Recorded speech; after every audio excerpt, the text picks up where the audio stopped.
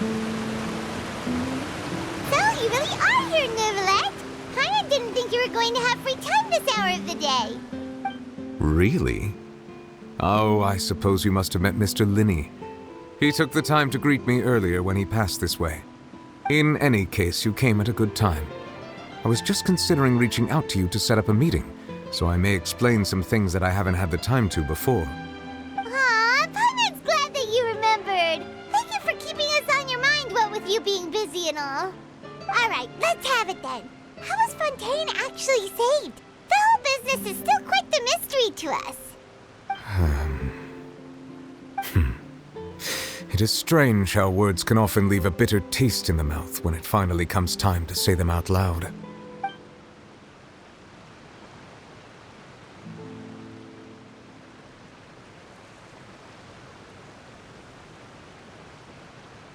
Whoa. So that's what happened? Focalor destroyed the divine throne of the Hydro Archon and restored your power to you, transforming you into a fully fledged elemental dragon sovereign.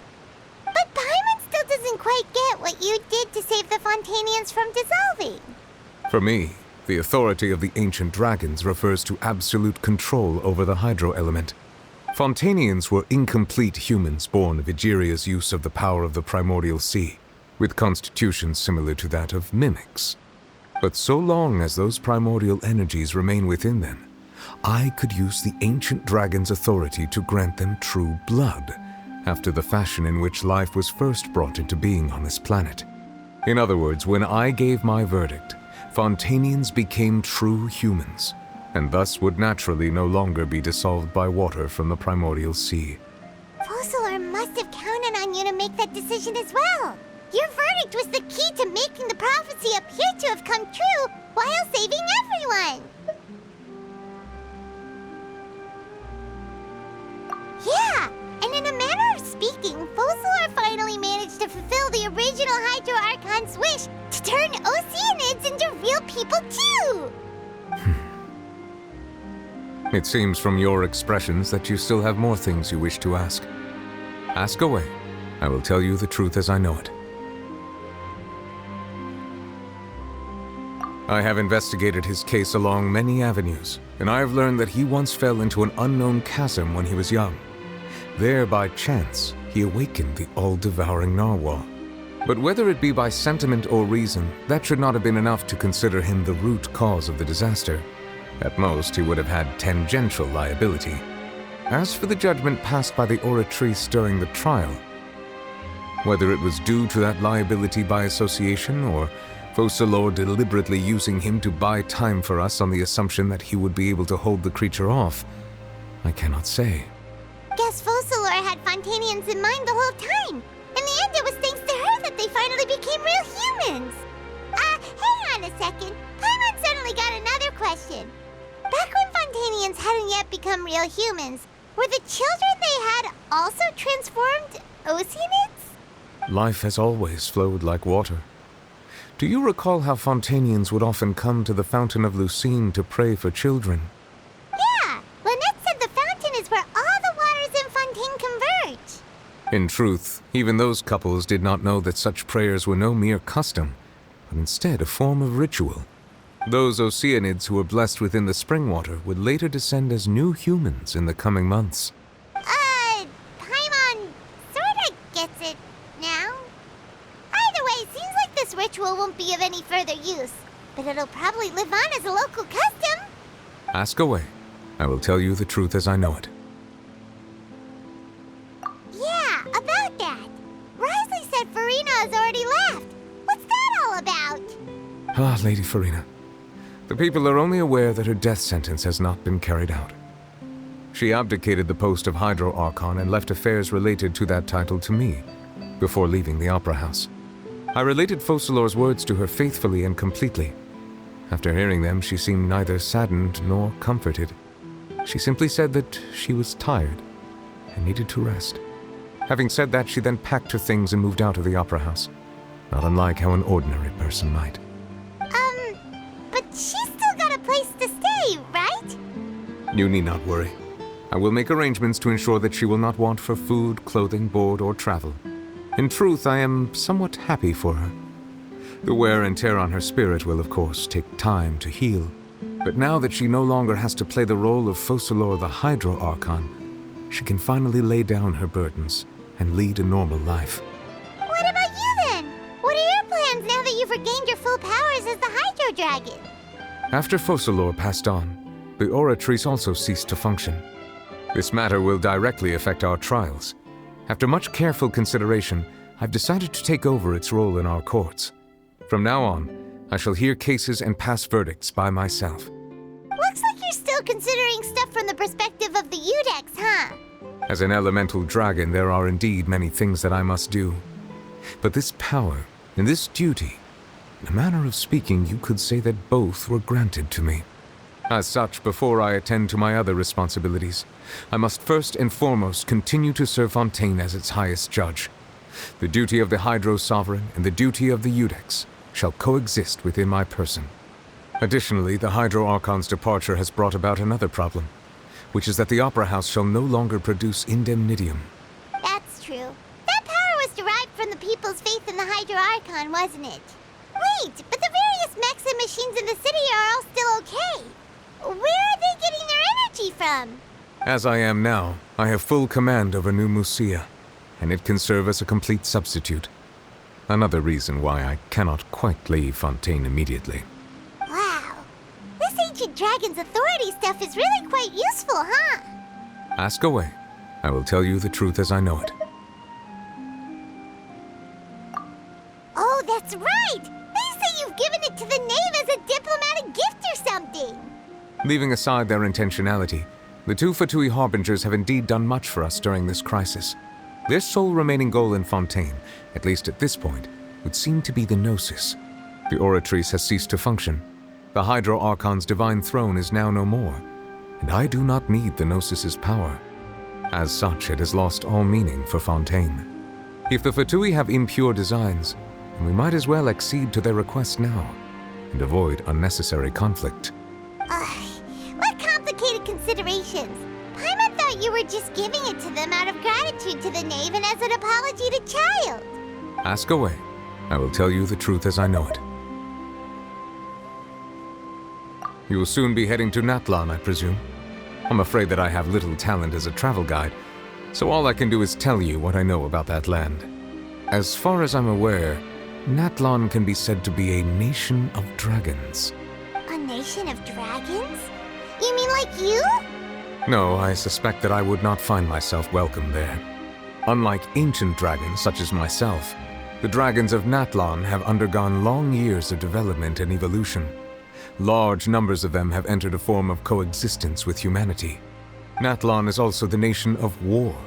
War ravages those lands like an undying flame. There is one other piece of information I got incidentally from my negotiations with the knave that I believe may be useful to you.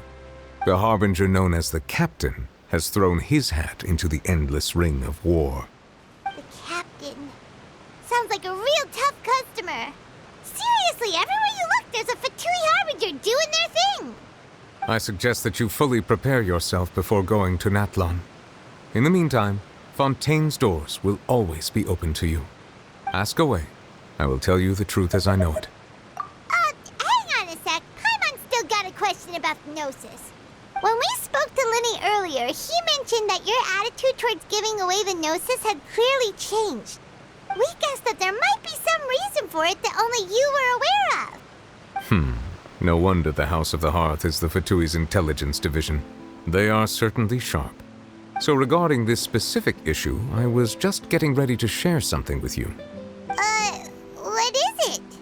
In truth, I exchanged some further words with that lady named Skirk after sending you two back to the surface. It went something like this.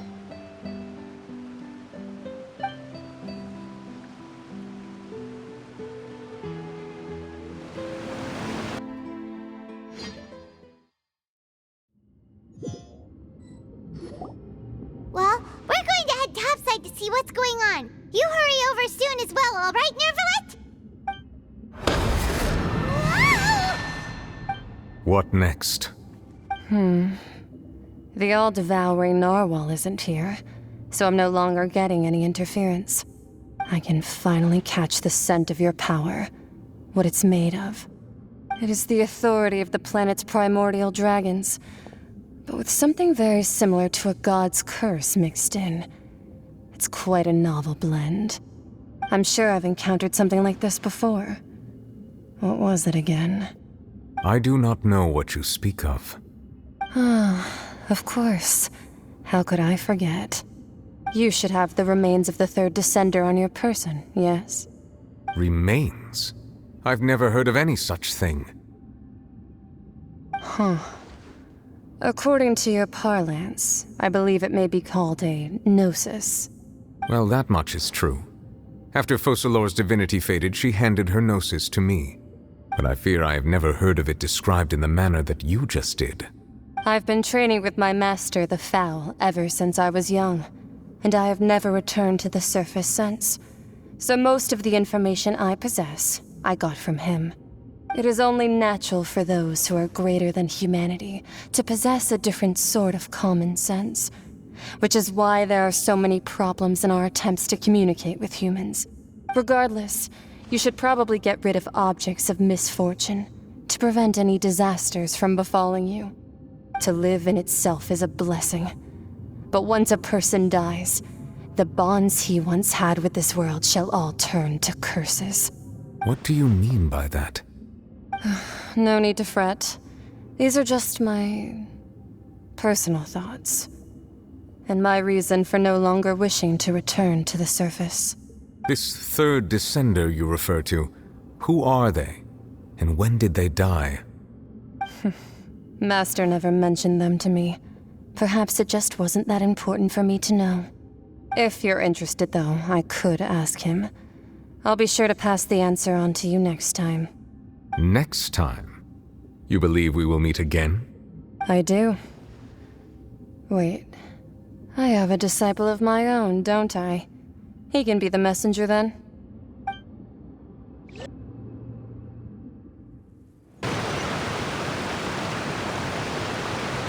That's what she told me. Whether it would prove useful or not, I wanted to pass that information on to you. The remains of the third descender? So that's what the Gnosis actually are. Paimon just thought they looked like chess pieces. How could they be a person's remains? All the same, assuming that there was no misunderstanding or special metaphor at play, that is what she meant to say. And she said that it would bring misfortune and that you should check it, which is why you gave it to the Fatui. If she speaks the truth, then I would simply be putting Fontaine at unnecessary risk by keeping it here.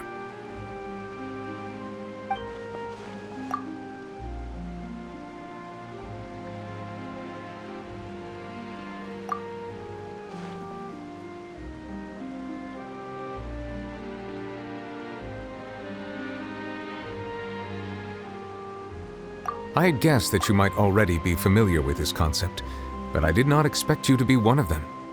That means that the Gnosis, which are exceedingly element-compatible and can even enhance elemental abilities, do indeed come from the third descender. I wonder, does your body also possess similar properties? Like being able to use elemental powers without a vision. That does sort of count as special compatibility, right? No, let's not think about this stuff right now. It just feels creepy. Comparing the Traveler to the dead third descender and all. That's what you say, but this topic still feels like bad luck. Once Child recovers, let's get some more answers out of him. Or go look for his master and get the answers that way. I too believe it unwise to make too many blind guesses when information is lacking. The same is true of being at court. All right. Whatever the case, it seems like the crisis here in Fontaine's over for now. Yes. All of Focalor's efforts were for this moment as well. But she sacrificed herself in the end as a god, and she suffered through all those years as a human. Was that really what she wanted? I suppose that would be the mystery of a god's will. I suspect not. But once in a while, I too would guess that if wishes were like the clouds in the sky, they will one day return to the earth as raindrops. Life flows like water, and rain is the final answer. The water levels may sometimes tilt one way or another, but the rain falls fairly upon all. And what, ultimately, is the difference between the rains that fall upon all of us?